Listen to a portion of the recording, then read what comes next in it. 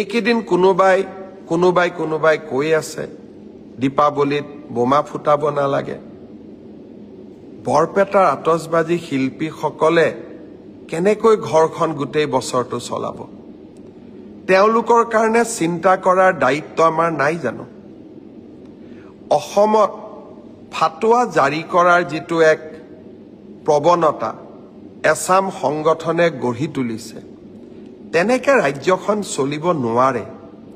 মই আকৌ এবাৰ মনত কৰিম, জুবিন গাৰ্গৰ গোটেই জীৱনটোৱে আছিলে দুখীয়া জনৰ কাৰণে। মই ভাবো জুবিন জীয়াই থাকিলে প্ৰথমতে জুবিনে সংগঠনসকলক ক'লেহেঁতেন যে বৰপেটাৰ আতচবাজিৰ শিল্পটোক আমি মৰিবলৈ নিদিওঁ।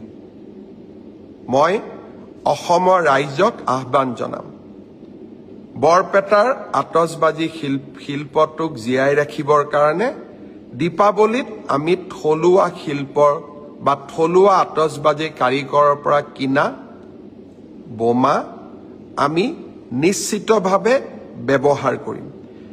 আনন্দত নহয়, শিল্পটোক জীয়াই ৰখাৰ কাৰণে।